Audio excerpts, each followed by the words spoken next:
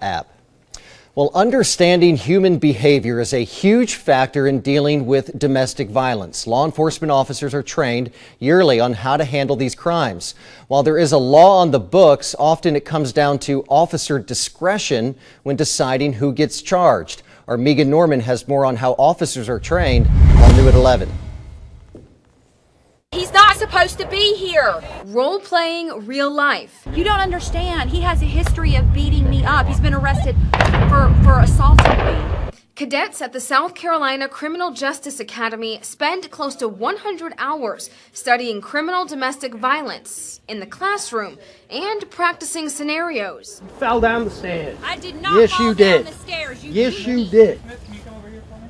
Come this way for me? I don't hit women. Yes, you do. One of the first things we need to do is to separate the victim from the abuser. Brian Bennett is an instructor at the academy. Primary purpose is fear. The primary purpose is fear. That's why most victims do not come to court. He specializes in criminal domestic violence and vulnerable adult abuse. Some people are going to tell the whole truth.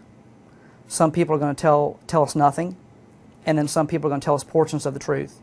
Cadets are taught the ins and outs of the law, identifying the victim, the abuser, understanding the cycle of abuse, and determining if an arrest is necessary. Often, those decisions are not clear-cut. There is a level of officer discretion. That discretion can vary from officer to officer. Bennett says that depends on information and evidence on scene.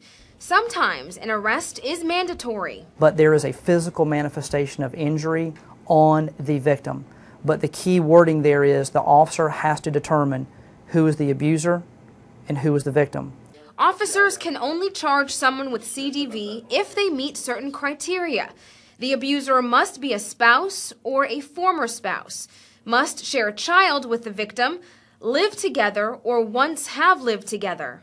Some people think that because they may not qualify under the definition of domestic violence that law enforcement can't do anything. Other criminal statutes protect those individuals under our assault laws, assault first degree, second degree, and third degree. Bennett says physical bodily injury does not always have to be present to charge someone with CDV. Sometimes all it takes is a valid threat of violence.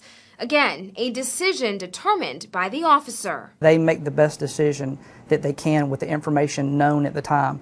In Columbia, Megan Norman, WIS.